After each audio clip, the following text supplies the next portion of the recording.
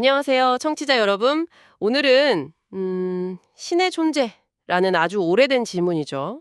이걸 좀 철학적으로 깊이 파고들어 볼까 합니다.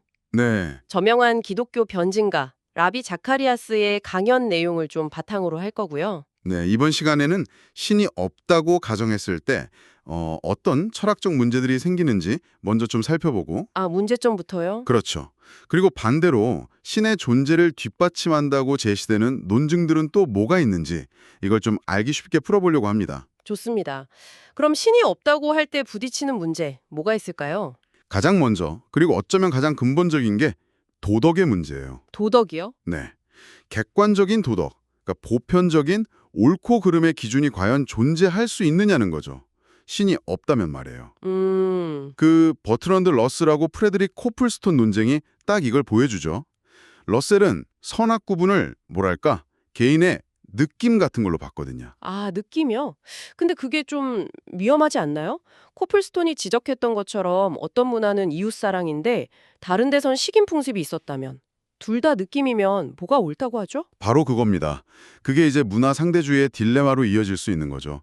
러셀 본인도 사실 이 도덕 문제를 명쾌하게 풀기 어렵다는 건 어느 정도 인정했어요. 그러니까 객관적인 도덕 기준을 제시하는 존재, 뭐 신 같은 존재가 없다면 선과 악의 구분이 그냥 주관적이거나 문화적인 게 될 수밖에 없다 이런 말씀이시군요. 네, 그렇죠. 그 자카리아스가 노팅엄 대학생이랑 대화한 얘기도 비슷한 맥락인데 악이 진짜 있다고 인정하면 자연스럽게 그 반대인 선의 기준을 생각하게 되고 아, 그렇죠. 그럼 그 기준은 도덕률일 거고 도덕률이 있다면 그걸 만든 존재, 즉 도덕률 제정자를 생각하는 게 논리적으로 자연스럽다는 흐름으로 갈 수 있다는 거예요. 흥미롭네요. 그럼 반대로 신이 있다고 보는 쪽의 논증은 어떤가요? 첫 번째로 많이 나오는 게 우주론적 논증, 맞죠? 네, 맞아요. 이건 아주 기본적인 관찰에서 시작해요. 이 세상 어떤 것도 뭐 책상이든 나무든 스스로 존재하는 건 없다는 거죠. 그렇죠. 다 뭔가 원인이 있죠. 사과는 나무에서 오고 나무는 씨앗과 땅에서 오고 이런 식으로 계속 원인을 거슬러 올라가잖아요. 네. 근데 이게 무한히 계속될 수는 없다는 거예요.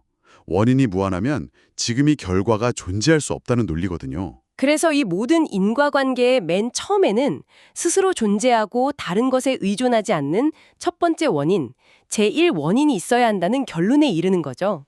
그 제1원인은 그럼 우리가 아는 물리법칙과는 다른 존재일 수 있겠네요? 그렇죠. 물리적인 세계의 원인이니까 그 자체는 비물리적일 가능성이 높다고 보는 거고요. 결국 무에서는 아무것도 나올 수 없다는 그런 근본적인 질문이군요. 그럼 두 번째, 설계 논증은 좀 다른가요? 네, 이건 우주가 그냥 존재한다는 사실을 넘어서 그 존재 방식에 정교함과 복잡성에 초점을 맞춥니다. 정교함이요? 네, 생명이 존재하기 위해 필요한 물리상수들이 아주 미세하게 조정되어 있다는 점이나 예를 들어 인간 DNA에 담긴 정보량 같은 거요. 아, DNA 정보요. 그게 엄청나다고 들었어요. 그렇죠. 인간 게놈 프로젝트를 이끌었던 프랜시스 콜린스 같은 과학자도 DNA의 삼위법계 염기 서열을 보면서 이게 과연 그냥 우연히 무작위로 생겨날 수 있는 정보량이냐는 질문을 던졌죠.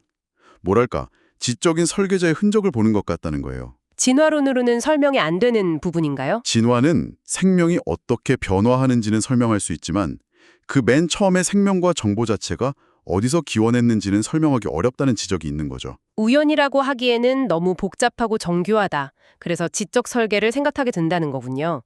세 번째는 좀 다른 결인 것 같아요. 인간 경험이나 계시, 특히 기독교적인 관점이던데요. 네, 맞습니다. 이건 이제 철학적 논증을 넘어서 뭐랄까 역사적이고 경험적인 차원으로 들어가는 건데요.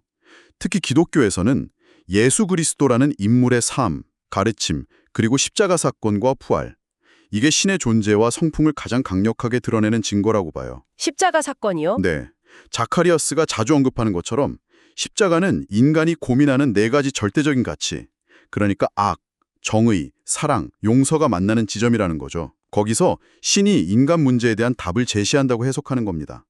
이건 단순한 물질 세계 너머의 의미와 연결되는 경험인 거고요. 그런데 이런 종교적 경험이나 계시가 어떻게 객관적인 증거가 될 수 있을까요? 좀 주관적으로 들릴 수도 있을 것 같은데요. 아주 중요한 지적입니다. 이 관점에서는 신의 계시가 인간의 가장 깊은 실존적 질문들 있잖아요. 예를 들어 나는 왜 사는가? 삶의 의미는 뭔가? 죽음 너머엔 뭐가 있나? 같은 질문들요. 네네. 이런 질문에 대해 무신론이나 유물론보다 더 깊고 만족스러운 답을 준다고 주장하는 거죠. 사실 노벨상 수상자인 프랜시스 크릭 같은 생물학자도 생명의 기원을 설명하려고 외계 생명체가 포자를 보냈다는 가설까지 생각했잖아요. 그만큼 순수하게 물질만으로는 설명하기 어려운 영역이 있다는 걸 보여주는 예시일 수도 있고요. 그렇군요. 그래서 정리를 좀 해보면 신을 부정하면 도덕이나 삶의 의미, 희망 같은 데서 좀 답하기 어려운 문제들이 생긴다는 점. 반면에 우주의 존재 방식이나 그 정교함, 또 인간의 깊은 경험 같은 것들은 어떤 초월적인 존재를 가리키는 것처럼 보인다는 거고요. 특히 기독교는 예수를 통해 그 존재를 구체적으로 만날 수 있다고 제시하는 거죠. 네, 오늘 신의 존재에 대한 여러 철학적 논증들을 살펴봤는데요. 마지막으로 청취자 여러분께 좀 생각해볼 거리를 던져드리고 싶습니다. 버트런드 러셀은 신을 믿지 않는 이유로 증거가 부족하다고 했어요. 네, 그랬죠. 그런데 오늘 언급된 프랜시스 톰슨이라는 시인은 신으로부터 도망치려 했지만 결국 신의 추격을 느꼈다고 말합니다.